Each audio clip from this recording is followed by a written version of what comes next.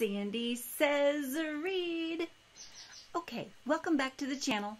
Tonight we're going to do something a little different. I'm starting my own booktube tag. I want to talk about how you buy books. How did we used to buy books and how do we buy books now? Now I'm going to go way back for a few minutes and talk about how I bought books when I was in junior high school. I kid you not, way back in junior high school, I actually have, let's see, I've got The Two Towers and Return of the King. Look at you see the bindings on these books, see, they're, so beat up, so mangled and, wrinkled and just so old. It's because I bought them in, I'm going to say, 81, 82. Okay, they're old. But you'll notice there's only 2 of them, where there should be 3, right? I'm missing one. I was married at one time, and let's see, The Hobbit is not here, and the first book is not here. I can't do anything about that now. But the point of this is, back in junior high, we would have book buying days where vendors would come to the school and they would set up in the gymnasium or the lunchroom. It's somewhere they would set up their book tables, and you could go to these book tables and you could take your allowance and you could buy books, and it was exciting. And I had read The Hobbit because my dad had bought it for me earlier. I think in 6th grade I got to read The Hobbit, 5th or 6th grade, somewhere in there, and I loved it. So when I saw this trilogy sitting on one of the vendors' tables, I wanted it. I wanted to read it because it was the next step in the journey. So I bought this when I was in junior high. So I still have at least 2 of the 3. So that's nice. Let's set those over there for the moment. Now, another way that we used to buy books was through a book subscription service. Now that also sounds very familiar right now, doesn't it?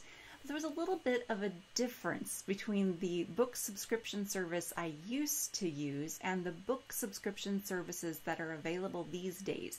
These days, it's very electronic in nature. You can go online, you can find a book box service that you like and have a specific type or genre sent to you once a month. You can do this on a month-by-month basis. You can do it on a 3-month basis. I've seen ones where you can purchase them in 6-month increments, and then you're set up automatically for these book services to send you a box every month. And it looks very exciting because then a new box comes every month and you get to open it up and see what goodies they've sent to you. And it's on a genre basis, pretty much. The ones that I've investigated are on a genre basis. I would probably choose the science fiction and fantasy genre. But when I was younger, I would say when I got out of college, so in my early 20s to mid-20s, I did sign up for some of these book services back then.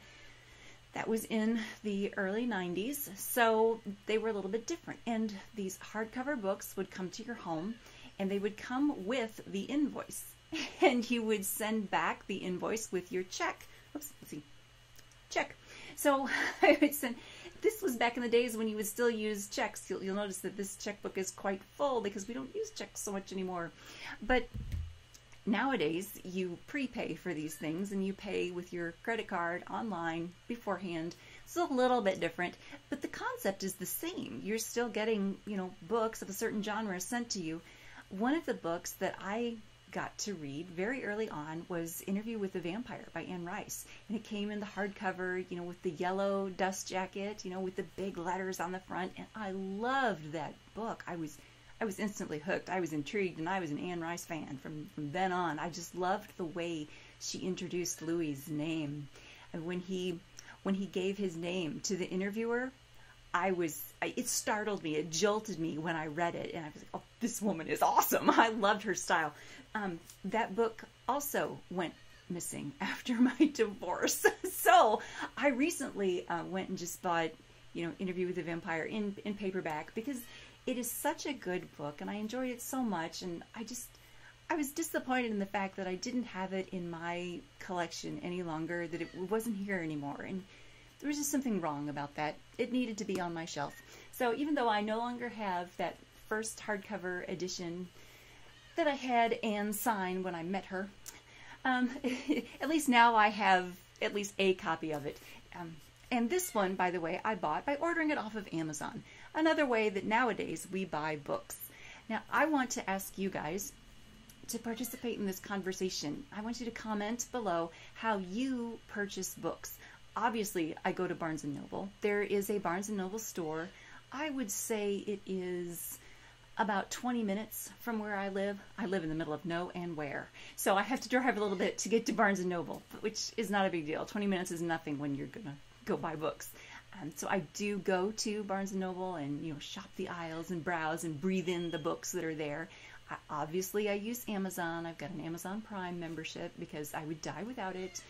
And then I do have this hankering to join one of the book subscription services. So if you guys have a favorite one, if you prefer Owlcrate or if you like one of the others, let me know in the comments below because I am interested. I'm taking suggestions because I would like to look into that. And then let's just chat about the way we buy books these days. Thanks so much.